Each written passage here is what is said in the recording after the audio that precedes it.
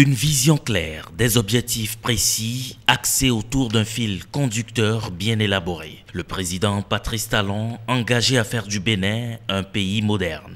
Une volonté qui passe par la réalisation des infrastructures telles que mentionnées dans le programme d'action du gouvernement. Mais pour y arriver, il faut bien du financement. Et dans ce dessin, l'État béninois est présent sur le marché financier par le biais des emprunts obligataires par appel à l'épargne publique. Et pour mémoire, je crois que le général Kérékou, sous le régime de Kérékou II, le Bénin avait fait recours à l'emprunt obligataire, je crois 2 fois. Sous le président Yahi aussi, cela a été fait. Et depuis 2016, le Bénin a fait recours déjà 2 fois aux emprunts obligataires. Une première fois, je crois, c'était en 2017. Et en 2018, maintenant, le Bénin a encore fait recours à ce moyen de financement. L'objectif poursuivi à travers ce moyen de financement, c'est de mobiliser des ressources pour le financement donc, des différents projets que l'État a en vue. C'est plus facile pour l'État de mobiliser les ressources par les emprunts obligataires parce que généralement l'emprunt au niveau des institutions bancaires revient généralement un peu plus cher.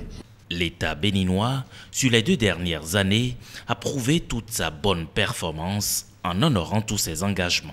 Oui, il faut analyser la performance sous 2 angles.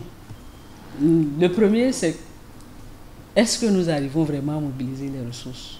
C'est ça. Pour ma connaissance, nous dépassons toujours le taux de couverture qui est de 100%. L'année dernière, nous avons sollicité les investisseurs pour 150 milliards, on en a eu plus. Nous avons fait plus que ce que nous avons. Cette année, nous avons fait plus que ce que nous avons demandé. Donc, sur ce plan-là, les investisseurs font confiance à l'État béninois. Et vous le savez, le Bénin vient d'être noté B+. Donc, je crois que cette confiance des investisseurs va encore augmenter vis-à-vis de notre pays. Ça, c'est côté mobilisation de ressources. Maintenant, côté respect des engagements sur le marché, le Bénin n'a jamais été défaillant en termes de respect des échéances. Nous avons émis sur le marché financier 5 emprunts obligataires par appel public à l'épargne. 3 sont sortis déjà de la côte, ça veut dire complètement remboursés. Nous avons un qui est sur la côte, l'emprunt de l'année dernière, et un qui va bientôt entrer sur la côte, ce que nous venons de finir. L'État du Bénin n'a jamais été défaillant en termes de remboursement du capital et en termes de paiement des intérêts. Le Bénin, un bon élève, est-on tenté de dire, mais des inquiétudes subsistent toujours aux yeux de plusieurs citoyens qui estiment que le risque d'endettement pour la postérité est élevé. Parce que les gens en parlent trop. Notre État fait beaucoup, mais je pense que non. Vous voyez, aujourd'hui, à la date T, là, notre gouvernement peut peut-être avoir besoin de construire un échangeur, de faire une route, de faire un investissement important. Voilà, les projets du PAG. Ce n'est pas des investissements qui vont profiter à la population pour cette année 2018.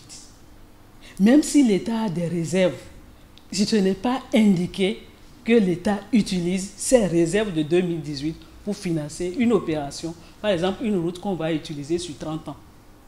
Il faut que chaque génération contribue à ça.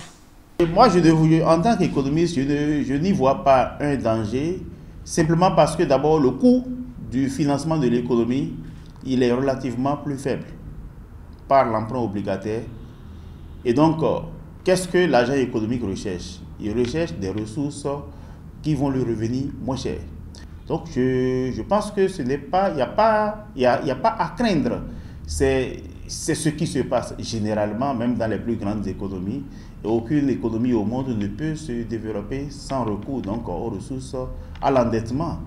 Après 2 ans de gouvernance, le président Patrice Talon reste résolument engagé et veut faire du Bénin une meilleure destination.